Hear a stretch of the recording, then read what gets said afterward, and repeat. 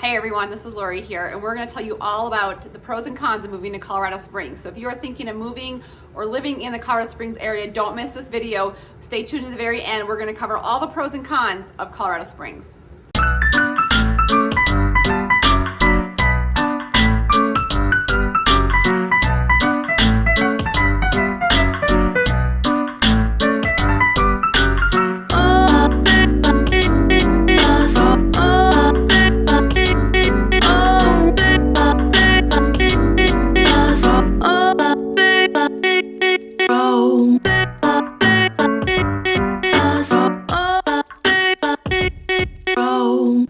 Hey guys, it's Kayleen here with Colorado's finest realty here in Colorado Springs, Colorado. Thanks for joining us in this video.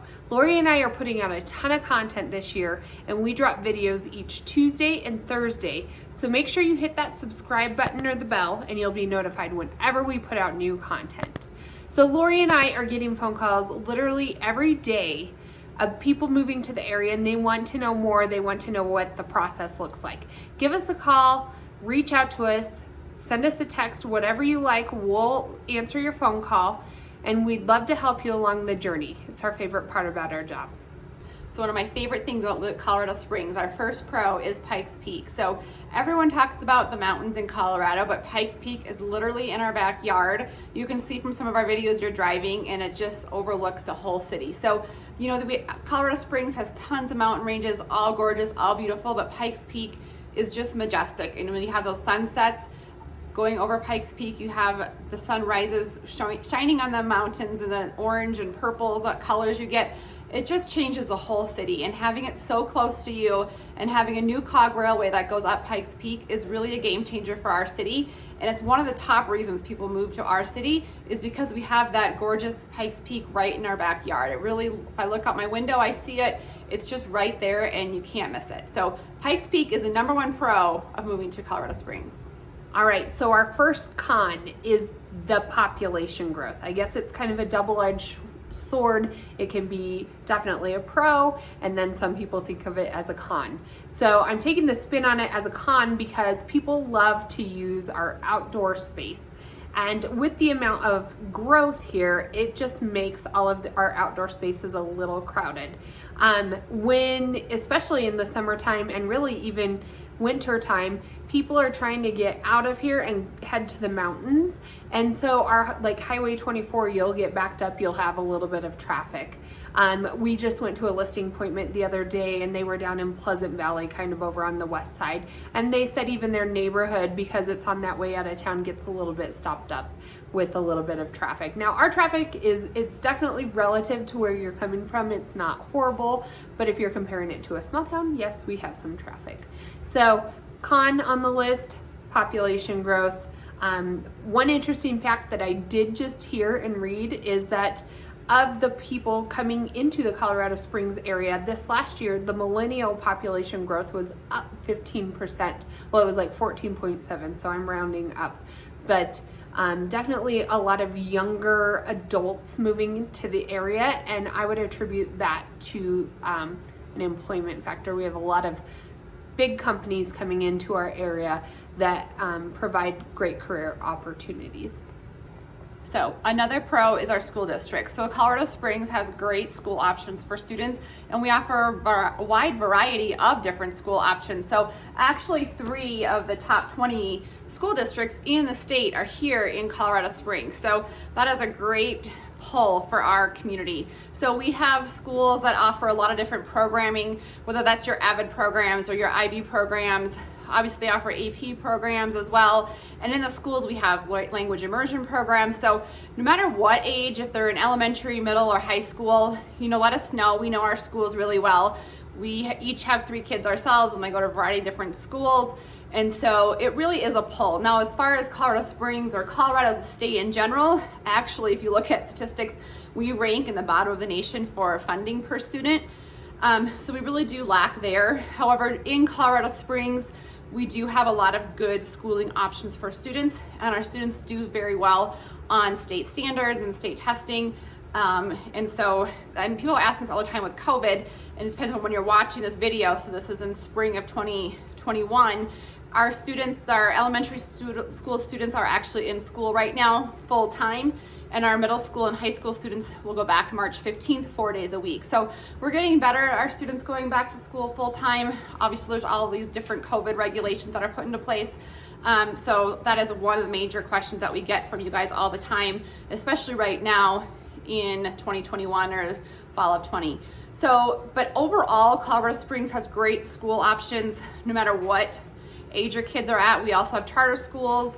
A popular one is the Classical Academy here in Colorado Springs. And so if you have questions about any of the school districts here in Colorado Springs, we can set you up in a home search based on certain school districts, whichever one you feel is most beneficial and fits your family's needs the most. So reach out. Our school district is a pro here in Colorado Springs. So I guess I'm doing the cons. So the next con that we had thought about was the fact of, I guess we're calling it like neighborhood dynamics. And by that we mean that people tend to stay in our own little box around here. And so we were just at a business down in Old Colorado City on the west side yesterday, and the owner, Franco, was inviting people to his amazing restaurant, Paravicini's, down on the west side. He said, "You Briargate people stay up in your area and you don't even know about us." And it's kind of true. Like, I feel like every neighborhood has everything you need in your little spot. Like, I have my grocery store, I have my UPS store, Amazon comes to my door. You know, if I go shopping or whatever, I tend to stay in my little bubble. And he's right. Like, there's amazing places and it's like a 10-15 minute drive. I don't know why we don't do it more. But neighborhood dynamics, I guess, is in general, everybody just kind of stays in their own little section. I'm definitely lumping this into just a thought and our experiences, but that's a con. All right, so it's Lori, so I'm back with the pro. Somehow I got all the pros for this video, which I like. So one of the pros about Colorado Springs is our sun, the sunny days we have. So I love Seattle. If you're from some of those places, I'm sure you love your city, but here in Colorado Springs, what I love is the number of sunny days. So we average over 300 sunny days a year with sunshine. So usually actually what happens is it's sunny in the morning when you get up. You can see clouds start rolling over the mountains around midday. Sometimes in the summer we'll have, that shower that comes through around 2 or 3, and then by 6 o'clock it's sunny again, gorgeous, and you can see the sunset over the mountains. So just the number of sunny days we have here, I do think affects everyone's mood, and it's one of the huge draws. So I probably noted in other videos, I'm from the Midwest, and we have sunny days, but when I moved here, I was like, gosh, it really is sunny here. And it's one of the things I love, my family loves, and it affects how active we are as well. So if you are thinking of moving to Colorado Springs, one of the major pros for me living here, and I think you'll notice it right away, is the amount of sun we get here in Colorado Springs. So a con here is water. So we do have watering restrictions depending on the amount of precipitation the previous year. So this year we aren't getting a whole lot of snow, so I'm sure we're gonna have some sort of water restriction when it comes to watering our grass in the summers. So with that being said, I don't think anybody has been fined for it. It's not like, I know Phoenix, my aunt, she only does her laundry at certain times during the day. It's not that extreme, but we do have some watering restrictions. They ask that maybe if we have a low precipitation winter that you only water one time a day for 20 minutes and not every day. The utility company usually sends you out a letter and just advising us. I don't think anybody has been fined for it, but I could be wrong. All right, so another pro of living in Colorado Springs is the cost of living here. So you guys always reach out and you're asking us, what is the most affordable place to live on the Front Range? So we always talk about the Western Slope and the Front Range. And so the Front Range is basically the I-25 corridor that runs on the eastern part of the mountain range there. So you're talking about Denver, Fort Collins, Castle Rock, You're talking about Colorado Springs, you're talking about Pueblo. So Colorado Springs, out of all those I just mentioned, is the most affordable place to live in this region. You can go to Pueblo. Pueblo is a little bit less of a cost of living out there, but as far as Colorado Springs goes, we do have one of the best costs of living in the entire Front Range.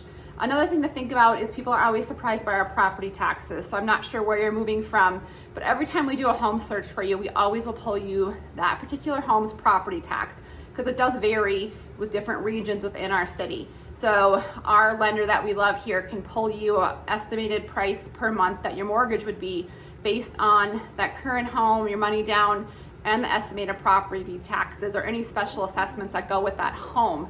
So it's really great because our property taxes compared to a lot of other places in the country are not bad. Typically around $2,000 is what you can expect for property taxes. It can vary, like I said, by different areas, but for the most part, people love our Colorado Springs area for the cost of living based on other Colorado communities and also property taxes. So move here for the cost of living.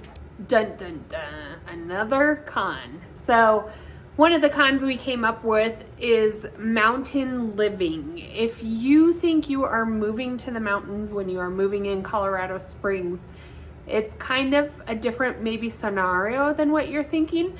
We do get the backdrop of the mountains. We can be to the mountains in 15-20 minutes depending on where we're at in town, but it is not per se like living in Breckenridge or Crested Butte or one of those mountain towns. You can go skiing. It is a drive to the mountains. That day you can go bike riding. Yes, it's in town. You see the mountains in the background. It is not, I guess you can live up in Black Forest if you like that wooded feel. A lot of people that really want that mountain feel but need the close proximity to Colorado Springs, like Woodland Park. There's definitely neighborhoods that give you a mountain feel, but you are living in a small city. So one of the cons is you are not in the mountains, but you kind of are. All right, so I'm back with another pro today, and I guess I'm changing out my hats for the different pros that we have. So one of the pros that we absolutely love here, and it's one of the reasons that I love Colorado Springs, and I think people gravitate towards Colorado Springs, whether they're from a big city or small city, is because we do have, you know, not only like the population size of that 700,000, however, we have a ton of small businesses here.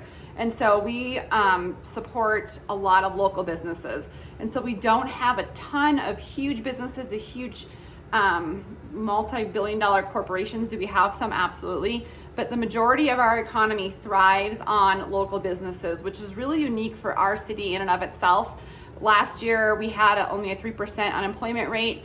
Forbes rated us number 3 in the nation, I want to say, for one of the top places for businesses and careers here in Colorado Springs in and of itself. And so it is a great community for businesses, and it's a great community support. You know, so if you and your family want to go out for dinner, there's tons of local businesses that you can go and support, tons of shopping, local stores. And so again, there's smaller businesses here, which is really unique for our city. And it's one of the reasons we love. So we run that Colorado Springs What's Going On Facebook page. And each week, I'm always surprised. I've lived here for almost 20 years of all the different businesses that we can support that are local. Like Paravicini's, I think Kaylee mentioned, we just went there yesterday. Great local business. I haven't been there before. 3 East Comedy Club, a new comedy club downtown. So every week we're sponsoring and highlighting different places in our community, and what's what we love about Colorado Springs. So for us, that is definitely a pro. Okay, so another con is getting sunburnt very easily. So we are higher in elevation. We're around 6,500 feet, and so the sun is very intense. Especially in the summertime. We have many sunny days here in Colorado Springs. I think Colorado in general has over 300 sunny days a year. And so winter, summer, you always get the sun. Even when we go skiing, I always put sunscreen on, even at the bottom of your nose, the bottom of your chin, because it's where the reflection comes from the water, from the snow. But you definitely want to cover up with hats, glasses, sunscreens, UV protective clothing. We are very high up, and so sunburns do happen very easily. So one of the last pros that we have, although there's many reasons why we love our city, is the air quality and the water. So our air quality is one of the top in the nations, if not the world, as far as fresh air, clean air. Colorado Springs just has that mountain air feeling. It's just such a breath of fresh air when you go outside. I hardly ever, sometimes in the summertime when we get those fires, when you have the smoke coming, like those California fires we had, we will see the smoke come in here all the way from California in the summertime sometimes. But for the most part, our air quality here in Colorado in general and in Colorado Springs is magnificent. So that's one of the last pros we have. And then also the water. So you know how you can travel to different places and you may, you know, you're in a hotel and you try the water and you're like, what is that? That's not the case here in Colorado. I love our water here. Some people will still do bottled water, have a filter in their fridge or on their tap. I've never seen a need for it. I love the water here, and most people comment all the time about how our water just tastes magnificent here in Colorado. It's that clean water that you get, and so it doesn't have that weird aftertaste to it. So air quality and water is one of our last pros here in Colorado Springs. So you guys, if you're thinking of moving here to Colorado Springs, hit that subscribe button or that bell. We are going to put out new content every Tuesday, Thursday, so don't miss that. And as always, give us a call. We're one of your top realtor groups here in Colorado Springs. We love our community, if you can't tell. So give us a call, give us a text anytime, day and night, 719-639-3393. And we'd love to make you make that move to Colorado Springs to make this city your home.